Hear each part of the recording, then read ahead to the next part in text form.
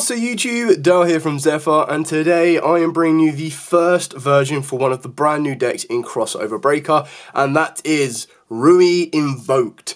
That's right, Ryu, as I've mentioned before, is probably my favourite archetype to come out in Crossover Breaker. It ticks every single box. It's budget, it's actually very versatile, so it lets you give a bit more variety to different styles of decks, whether it be Sea Serpents, whether it be Dinos, whether it be Worms, or even in this scenario, Invoked as well. And it basically gives you so much variety without even needing to break the bank. I'm going to take you through the entire list, show you what we've got, explain why we've got it, go through the Ruis in as much detail as possible so you can understand where it synergizes with each particular version of the deck. I'll also show you a demo side deck as well to kind of give you an idea of what you want to be putting together if you want to be taking this to your local environment. So with all of that out of the way, please smash that like button, hit that notification bell and subscribe so you don't miss out on any more upcoming content. Starting off with the most expensive Rui card, and even that is like £8 to £12 depending on where you're getting it, is of course your Susai Rui Mistava. Now the reason this one's so important is it is your starter, it gets everything going, and then it becomes your main boss monster for the deck as well. So its pendulum effect is during your main phase you get to add one non-pendulum Rui card from your deck to your hand, and then you destroy this card. You can only use this effect once per turn. Its monster effect, it must be special summoned by its own effect, and you can only special summon it once per turn. If a monster or monsters on the field is destroyed by battle or card effects, so it can be triggered during your opponent's turn, while this card is in your extra deck, you get to tribute one level 10 Rui monster, and if you do, you special summon this card. This is treated as a ritual summon. Then you can apply the effect. Destroy up to 2 cards you control, and if you do, place up to that many Rui continuous spell cards from the deck face up on the field. Now the Rui continuous spell cards provide additional effects to your level 10 Rui monsters, which we'll talk about a little bit later on. Everything else from this point on is going to be supers to rares, so it's very, very cheap and easy to get. But the one card that I'm going to show off first before I get into the rest of the Ruis is, of course, the Rui Rising. So this is your quick play spell card. You can get this as a super rare, which I'm going to be looking at doing because I love the artwork on this one. But this is a card that basically searches you out your Mistava, and then if you don't want to search out your Mistava, the one you're going to want to go to next will be something like your Kavia. So you add a Rui monster from your deck to the hand, and then you get to add a Rui pendulum monster from your hand to your face-up extra deck. So it's a you can on that one, so you don't have to do that. The idea is you just activate this to search out the Mistava, put the Mistava into the scale, destroy it, and then search you out your field spell, and the field spell is what's going to get all level 10s onto the board, being your Sea Serpent, your Worm, and of course your Dino. Then on top of that as well is during your main phase, if you control a Rui Pendulum monster, which will be towards the end of your turn, you get to banish this card and one Rui monster from your graveyard to special summon a Rui monster with the same original type as that banished monster from your deck. You can only use one effect per turn, so obviously the idea is you get to get a boss monster onto the board during your first turn. During the second turn you get the next one, but then the idea is even if this is sent to the graveyard and you don't actually activate the first effect because you've already got your ritual monster and you don't want to search anything else out, getting it to the graveyard off of the back of stuff like Forbidden Droplet or just a discard effect will give you that ability to search you out a stronger boss monster so that when you want to try and push for game it's a lot easier to do so. And then the field spell, we only really need to play it at 1. You might be able to play it more if you want to, but because this one actually kind of balances out with the Magical Meltdown, it's one of the ones that it's not going to stay on the board for too long. Once you've activated it, once you've resolved it, once you've got your monsters on the board, that is pretty much all you need to do. And this is the card you're going to want to activate and resolve after the Magical Meltdown in this version, because this will lock you into special summoning only Dinos, Sea Serpents and Worms for the rest of the term. So when this card is activated, you get to take a Dino, a Sea Serpent, and a Worm monster from your deck. You add one of them to the hand, you banish one of them, and then you send one of them to the graveyard. But you cannot special summon for the rest of the turn except Dragons, Dinos, Sea Serpents, or Worms. If you have a ritual, if you have the Mistava, the ritual monster, in your extra deck face up, you can special summon 3 Rui monsters with different types, one each from the hand, the deck, the grave, and the banishment. You can only use each effect once per turn. So the idea is you activate it, and the best thing about it is it lets you search out any Dino, Sea Serpent, or Worm, which is why it becomes generic support for any of those types of decks. So Dinos, Dinomorphias, of course you can go directly into Sword Souls, Sea Serpents for Umi control. It gives you a lot of versatility, which is why I absolutely love this engine. Moving on to the first monster, so I'm going to show you the monsters and then their respective continuous spells. So you've got 2 of the Hakav, so apologies if I butcher the names on this one, but this is the Worm one, and this one it allows you to banish this card from the hand to add a Rui Realm Worm Winds, a lot of wording on that one, which is the continuous spell card from the deck to the hand. And then if a monster is banished face up, which is where it gets synergy with the Invoked cards, and this card is already banished, and there are now at least 2 other banished monsters that are not itself, except during the damage step, you get to special on this this banished card. You can place one of the Worm Winds from face up you control to the bottom of the deck to add a Rui card from the deck, graveyard, or banishment to the hand, except itself. Which is why some people do like to play this at 3, because if you do get it onto the board, of course it gets you direct access to go back to your Rui Rising, and then you can activate the Rui Rising, or of course you can go into the field spell, which is why you're also playing 2 of each monster. Now, the Wormwind is the best continuous spell card that the deck has for the pure fact that it basically becomes a one-sided Macrocosmo. So you can only control one of it per turn, and that's the exact same as all of the continuous spell cards. Any monster sent from the field to the graveyard during your opponent's turn is banished instead. And then Rui Pendulum monsters and level 10 or higher monsters whose original type is Worm that you control gain the following effect. So the idea is, in this particular deck, it's going to give that additional effect to the Mistava. But then in a Sword Soul version, it will give you your level 10 Worm monsters will also gain that effect as well, which is really important. And then in Dinos, the exact same thing. So UCT will gain the effect of the Dino one, and we'll talk about those a little bit more when we get onto it. So once per turn, as a quick effect during your opponent's turn, you get to place one Rui continuous spell you control to the bottom of the deck, and then target one face-up monster your opponent controls on their field. Its attack becomes 0. So the idea is, whether you keep the Genro on the board, or whether you keep your Dragon on the board, or anything else like that, it spins these back to the deck, so that they can then be searched out the next turn, and then it provides an additional effect. In this one, it's reduced the attack to 0. The next one is the Sea Serpent, so you've got your Enver. So you can discard this card to add a Rui Realm Sea Spires, which will be this card here, which we'll talk about in a second, from the deck to the hand. And then during your main phase, so this is a little bit different to the Worm one, but during the main phase, if 2 or more monsters were sent from the hand and or deck to the graveyard this turn except itself, you can special summon this card from the graveyard.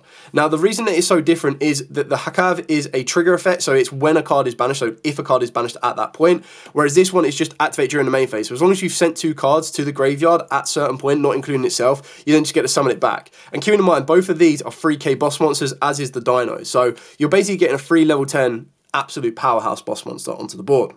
During the main phase, again, you have the exact same effect. During the main phase, you get to place one of your Rui Realm Sea Spires you control to the bottom of the deck to banish your opponent's entire hand. And if you do, they draw the same number of cards. You can only use each effect once per turn. So obviously the idea is, each of these have the ability to search out their continuous spell cards, and then each of them will get additional effects when they start to send them back to the deck. And then you go straight into your Mistava, and the Mistava then brings them back onto the board, because you're going to want them on the board for their additional effects. So the Sea Spires has the ability, again, you can only control one of it. Your Rui monsters cannot be destroyed by battle. And then Rui Pendulum monsters and level 10 or higher monsters whose original type is Sea Serpent gain the following effects. Once per turn, you get a quick effect to place a Rui continuous spell you control on the bottom of the deck, and then target one card on the field and return it to the hand. So the idea is, at the very least, if you were just ending your board on something like your Mistava, and your Mistava decides to place the Sea Spires and the Winds, what you actually have the ability for is you can go for the Mistava, put back the Winds, reduce one of your opponent's monsters to 0. Also Mistava, put back the Sea Spires, bounce one of your opponent's cards. Now, obviously, you're probably going to want to use the Winds last, because this is still a one-sided Macrocosmo, but the idea is you're going to get a bounce and a 0 attack. Not to mention that when we include the Dino version, you'll have an additional one to it as well. So if you wanted to destroy 3 of your cards, which means you can destroy your field spell to do so, you can have all of these additional effects lined up. And then on top of that as well, they can't be destroyed by battle. You'll also get off the back of the Wind, the Macrocosmo, and then off the back of the Dino one, it'll gain attack stats. So you can see you've got a defensive option, you've got an interruptive option, and then of course you've got an aggressive option. Speaking of the Dinos, we've got 2 of the Kaiva. Kaiva's probably the better way. Anyway, so this one is, you get to shuffle this card from the hand into the deck, and then add a Rui Realm Dino domain, this card right here, from your deck to the hand. During the main phase, if 2 or more cards were destroyed this turn, you get a quick effect to special summon this card from the hand. You can place 1 Rui Realm Dino domains you control to the bottom of the deck, target other cards on the field up to a number of different monster types on the field, destroy them, and you can only use each effect once per turn. So the idea is, throughout the 1-card combo of this entire engine, which I'll probably show you again at the end of the video, I've always also shown it in a short, is at the end, what you do is you basically go off the Mistava, you put this into the spell and trap zone, this destroys itself, gets you the field spell searches you out of the Dino, it then sends the Worm, and then it banishes the water, so that you're basically pre-setting up your effect if you were to get the secondary effects of the water, or the Sea Serpent and the Worm. And then you activate the second effect of the field spell to summon out a dino from the deck, summon the one back from the grave, one from the banish zone. You then use the dino in the hand to get you the dino domains. You activate the dino domains, use the dino on the board, spin this back into the deck to destroy at least one, so you can destroy the sea serpent or the worm. That in turn will allow you to trigger the pendulum monster to summon itself out, and in turn doing that will allow you to destroy one, if not two, of your remaining level 10s, which of course will be your Kaiva. It will destroy the worm to summon itself out. It destroys the field spell to get you the continuous spell card of the winds, which gives you your Macrocosmo. And then of course you've got two level 10s. You can either decide to overlay those both into Varudras, and the best thing about Varudras is it is a worm, but keep in mind it's only level 10 specifically, so it doesn't get the additional effects, but the idea is that if you are locked into worms, you can still summon it anyway. So the Dino Domains, this one is, again, you can only control one of it. Rui monsters you control gain 300 attack, and then Rui Pendulum monsters and level 10 or higher dinos you control gain the following effects. Once per turn, when an effect of a monster on the field with less attack than this card is activated, quick effect, you get to place one Rui continuous spell you control onto the bottom of the deck, negate the activation. Now the benefit of this is in a Dino deck, your UCT is going to be 3500, so it's a very consistent way of resolving it. And if you were to keep the Kaiva on the board, then using the domain is always going to hit anything that is 3k or less. So it's a nice little negate interruption. All of these continuous you can also get in super rare, so I will be looking to upgrade those later on as well. Moving into the Invoked engine. So the reason that this is so good with the Invoked engine is that it doesn't use its normal summon at all. So your normal summon can be as simple as normal summon Alice the Invoker, go brr. Now, the only downside with this, and the difference between the other versions of this particular type of deck, is that the Rui engine can search you out your starters in the form of the Dino Morpheus, Pharesia. It can also search you out Oviraptor, it can search you out Mo-Yi, it can search you out any of your Umi kind of sea serpent monsters as well, whereas in this version it can't search you out Alistar. So you have to play so many different cards to try and get to Alistar, and if you don't see a route to Alistar in this particular version, you then just start to lean back on the Ruis. Now you can lean back on the Ruis a little bit, but you do have to be very careful because the only way you can bridge into actually getting another Alistar to the board is by getting into the Invoker of Madness, but you do lock yourself into Dinos, Dragons, Worms, and Sea Serpents. So there's a lot you need to consider, which is why you want to play as many cards as you can do to get to your Alistair the Invoker.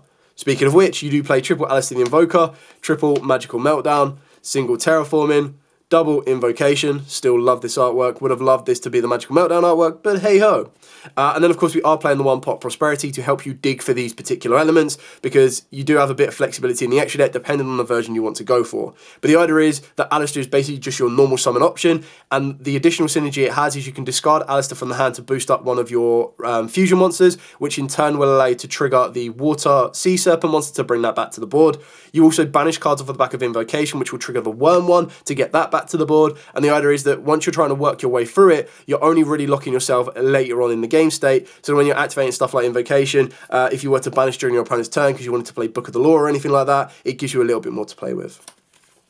The other card that we're playing to help you out with your Invocation element is triple Super Poly. Now, we do play generic Super Poly targets in the form of Garura and Mud Dragon, but what you need to remember when you're looking at the format we're going into, and a lot of people are going to be on fires with the Ryu-Ge's or going in to be on lights with the Malices, is they're actually the ideal targets for Super Poly targets with Alistair. You get Alistair to the board, you activate Super Poly, you get rid of their light, you get rid of their fire. It really is up to you on what you're kind of trying to target. You can also use it as a generic board breaker. You can sub this out for Forbidden Droplet if you want to. The idea is that I've got a very powerful board breaker that my opponent can't respond to, and if the format kind of asks for a little response to this a little bit more, that it's more consistent with Super Poly, you're already a step ahead of the game. Before I get onto the hand traps, the last card that I'm main decking is the Arch Nemesis Protoss. So the benefit of this is it is a worm that can be searched off of the back of the Rui field spell. On top of that, when you're playing stuff like Darks, Lights, Winds, Fires, you name it, you've got so many different options, being able to summon down a Protoss can be massively helpful. Getting a Protoss to the board gives you that ability for going second, where you know what your opponent's playing, to call that particular type on the board or the attribute on the board and then nuke their board and then lock them down.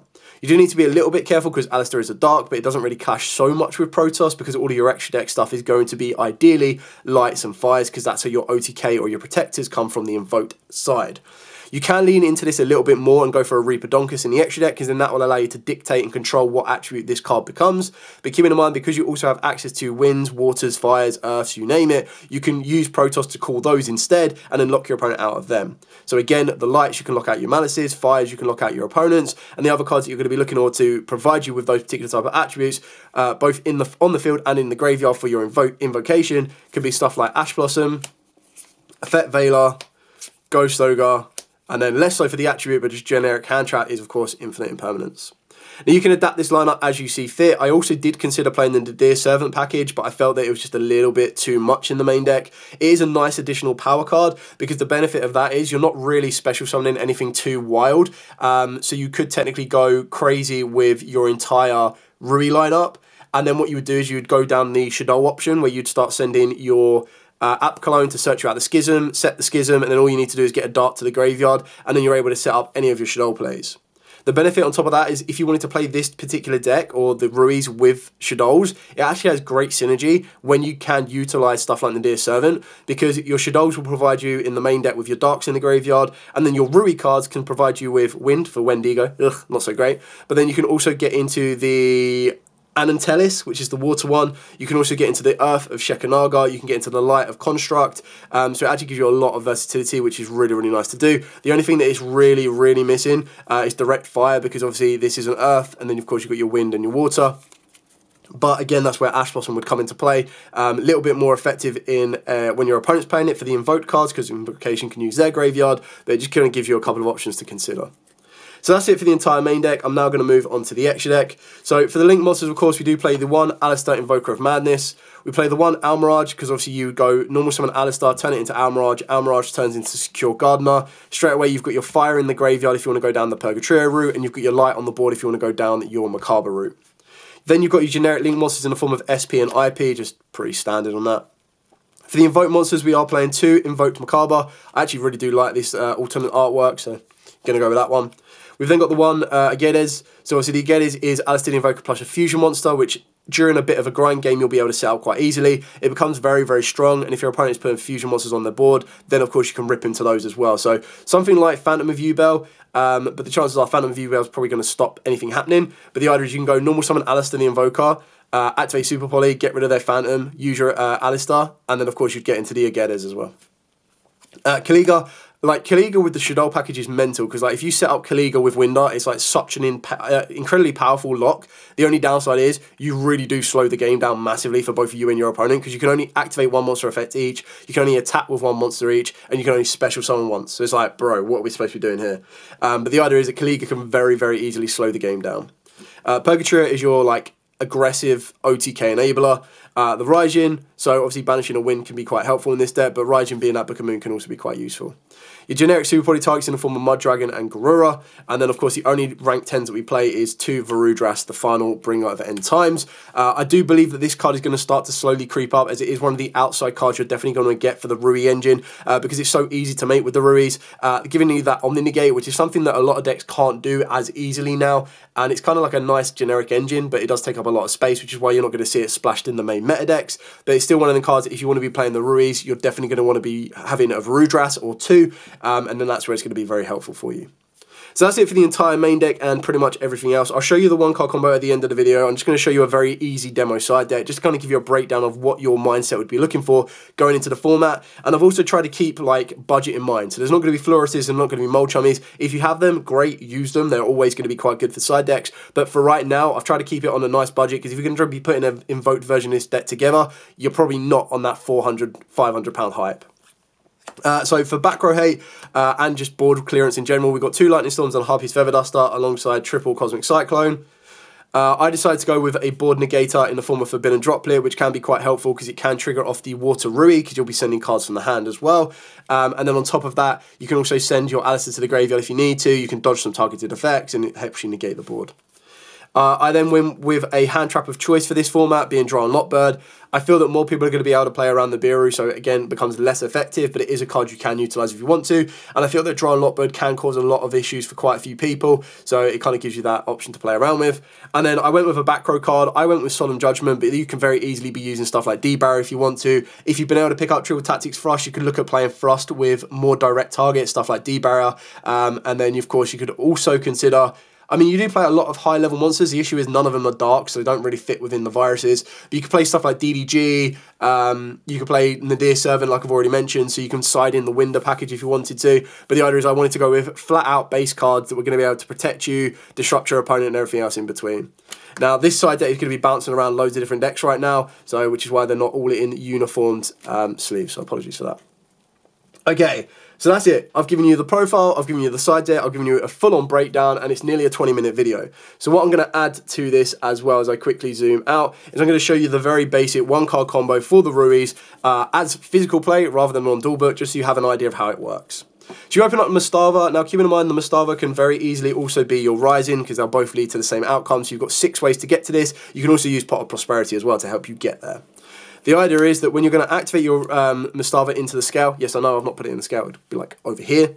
You'd activate the effect of this. You'll then be able to search out the field spell. Yes, I know people have said, oh, a single Ash Blossom stops this. Yes, very true, it does. But keep in mind, this is one card that is baiting out all of these interactions. The only point in the invoked version of this deck where a hand trap like Ash Blossom will hurt is when you attempt to activate the Rui War Zone, because when you do this to try and take a Dino, Sea Serpent, and Worm, and then you lock yourself into special summoning, that's when it becomes an issue. But the idea is, as soon as you go, cool, Mastava, get this, and keep in mind, you don't need to use Mastava early doors. In the Invoked engine, you're probably going to want to go Alistar and then get your Macabre set up, and then the Macabre protects all of this going forward. So 2 cards protects this. And the idea is Mastava, get you your War Zone, destroy the Mastava, it goes into your extra deck face up. You'd activate the War Zone. The War Zone's then going to allow you to add, send, and banish. So there we go. So you're going to add the Dino because you're going to want to spin this back to get your destruction effect going. You're going to banish the Water, and you're going to send the Hakava. Now, the reason you do this is because these are the opposites to what they want to trigger. So the Water needs a card to be sent from deck to the grave. You've already achieved that. That isn't itself. The Wind needs one to be banished that isn't itself. There you go. You've already got one banished. Keep in mind, it's a little bit different if you do open up the Invoked cards, but I'm just showing you the baseline of what the Rui engine will do and provide you for all of the different versions going forward.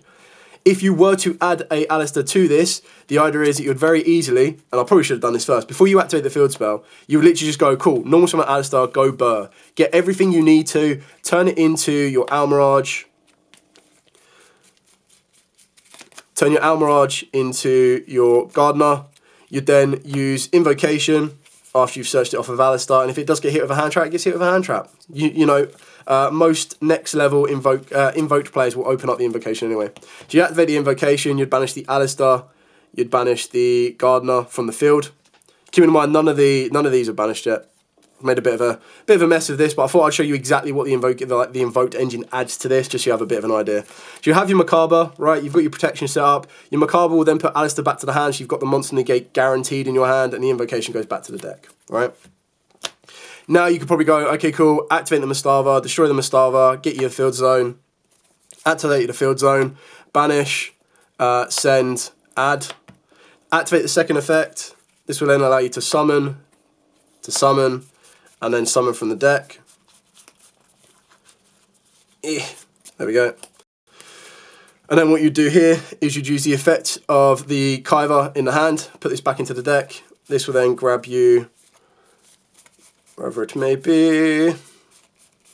This will then grab you the domain. You'll activate the domain. You'll then use the effect of the Kaiva to put the domain back into the deck and then destroy one. Now, it's entirely up to you what you want to destroy. You can't destroy itself, so you just destroy one of these, which is absolutely fine. So if we destroy the Water, at least that's going to the graveyard. The idea is then you'll trigger the Mastava in the extra deck, which will allow you to destroy your Hakava. Summons itself out. Use the effect here, destroy the War Zone. This will then allow you to grab a continuous. So you'll want to go for the Macro Cosmo. So you'll go for the Wormwinds. You'll activate the Whirlwinds, right? So now at this exact moment in time, you can leave it here. By leaving it here, what you've done is you give this the effect that you can return this to the deck, reduce one of your opponent's attacks to 0. Honestly, not that great. So we're going to overlay both of these. Now, keep in mind this will be in the extra monster zone, but we'll overlay both of these here. We'll go into a Varu dress. So from your 2 cards, what you've got is you've got a one-sided Macrocosmo on your opponent's field. You've got the Macabre that can negate depending on what else it has in its hand, but you've got a guaranteed monster negate. You've got the Omni negate off of the Varudras from 2 cards. You've recycled your Alistair, so you go again the next turn. You've also got in your graveyard at this exact moment in time your Hakava and of course your Ember, and you've still got the ability of whatever the remaining 3 cards. So if these are like 3 more hand traps, so like say Ash, Veiler, and Ogre, they've got to play through 5 interruptions at base under a Macrocosmo, one-sided Macrocosmo. It's not perfect, but the idea is I'm just showing you what you can do with this particular type of deck so you have an understanding of how it works. So, that is pretty much it. If you don't have any questions at all, by all means, please put them in the comments down below. I'll be more than happy to answer them. I know there are loads of versions that you guys have asked to see. I did the one that won the poll first, which is the Invoked version. I will be doing the Sword Soul next, because I think Sword Soul is one of my personal favourites of how this deck operates. I think it's just actually crazy fun. And then after that, I'll start looking at to Dynamorphia's Voiceless Voice and just normal Dinos, because I also think Dinos is one of the best versions of this deck, just because it gives you more access to your Overraptor, it gives you more access to Phyresia if you want to go down the Dynamorphia route, but the difference between the Dinos and the Dynamorphia route is you're not eating away at your own life points, which your opponent is going to take huge advantage of. Anyway, thank you so much for watching. Don't forget to like, comment, subscribe, share. I hope I've explained this in as much detail as possible. Like I said, any questions, comments below, I'd be more than happy to answer them. For now, as absolutely always, stay safe, and of course, happy dueling.